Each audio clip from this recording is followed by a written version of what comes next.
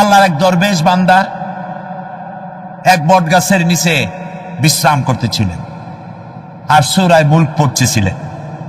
এই আয়াতের কাছে এসেছেন, হাল তারা মিন ফুতুর, দেখতে পাও কোনো ভুল?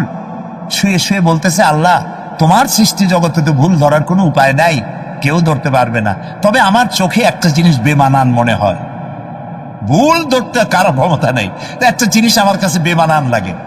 একা একা বলতেছে, সেটা হলো এই, তুমি তাল গাছ বানাইছো যেমন, তালও সেই রকম বড়, বেল গাছ যেমন বেলও বড়, নারকেল গাছ যেমন নারকেলটাও বড়, কিন্তু এত বড় বিরাট বট গাছ, ফল একেবারে এতটুকু এতটুকু, এইটা একটু বেমানান লাগতেছে।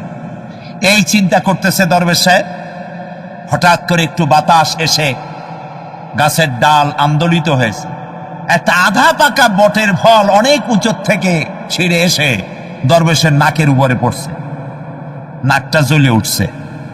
দরবেশ সাহেব বলছে, আস্তাগফিরুল্লাহ, আল্লাহ এটা তো ফল না, এটা আমার চিন্তার জবাব। আমি চিন্তা করতেছি গাছ আনমান ফল হয় নাই, তাল গাছ যেমন ফল যেমন, বট গাছ যেমন।